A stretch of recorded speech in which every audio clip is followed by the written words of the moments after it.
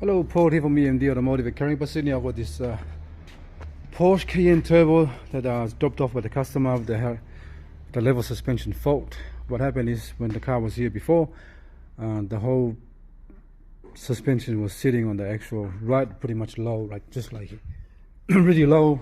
There was no air in the actual shock absorbers. They were all dropped to the floor, and the car was very bumpy to drive. So it took me a long time to actually hook up everything because there was a lot of faults in the system as well.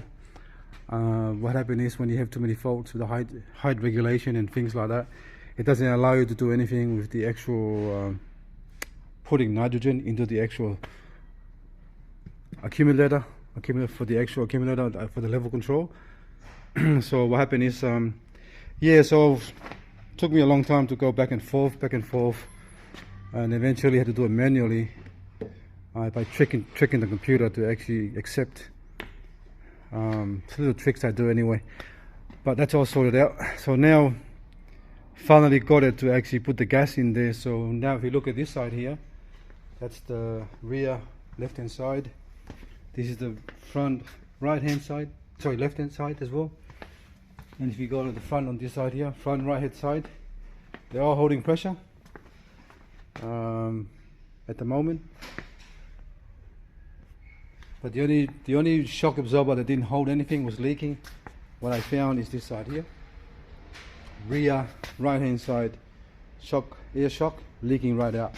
So it took me a long time to find that because I had to check the actual valve blocks as well. A lot of checking to do on the car when you have a fault like this. You can't just start guessing. So the front disc, we've done the service already as well yesterday. Front disc and rear disc are under minimum size. We've done the measurement. It's undersized, the front disc and rear disc. So it looks like we need front disc, front pads, and rear disc, rear pads, or vice versa. I've got to look at the actual. Let me just grab the actual paperwork. All right, so we're gonna actually. I'm gonna quote up a new rear right-hand side shock absorber.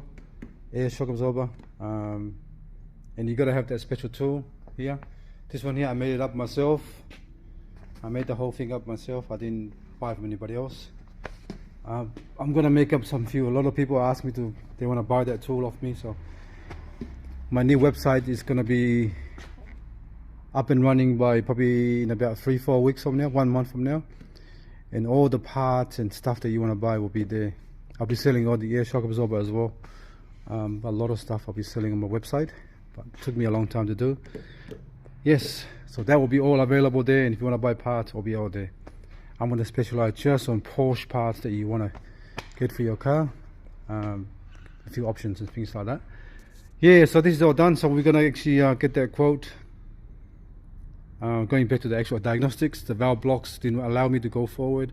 The scan tool doesn't allow me to go forward, so I had to do a few little tricks to actually get the whole thing sorted out. So now we're here now, so all I gotta do now is replace the rear right hand side shock absorber, and then we'll go from there. All right, thanks for watching, and please subscribe.